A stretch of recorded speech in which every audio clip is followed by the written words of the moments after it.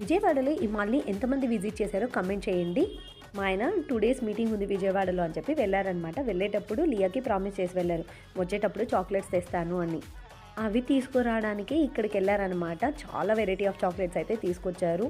Last time Vijayawada వెళ్ళినప్పుడు ఏదో హోటల్ని visit చేసి అక్కడే తీసుకొచ్చారనమాట. స్మాల్ బాక్స్లో చాక్లెట్స్ తింటుంటే మెల్ట్ అయిపోయి ఘీ ఫ్లేవర్ చాలా బాగుండింది. నాకు కూడా చాలా నచ్చేసాయి అవి. నేనైతే పెద్ద చాక్లెట్ ఫ్యాన్ అయితే కాదు, కాకపోతే అదొక్కటి తిన్నాను, చాలా నచ్చింది నాకు కూడా. వాటి కోసం తిరిగి తిరిగి ఆ హోటల్ ఎక్కడో షిఫ్ట్ చేశారని చెప్పేసి ఈ మాల్కి వెళ్ళి తీసుకొచ్చారంట. ఇంటికి వచ్చిన తర్వాత స్టోరీ మొత్తం చెప్పారనమాట. చాలా కష్టపడ్డారు లియా చాక్లెట్స్ కోసం.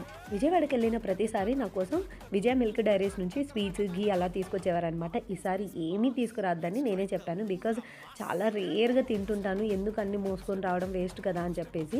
ఇంకా మా ఫ్యామిలీ మెంబర్స్ కూడా వెళ్ళారనమాట, అడిగారు, అప్పుడు కూడా వద్దని చెప్పాను. అంతే video. Thanks for watching. Make sure to like, share and subscribe.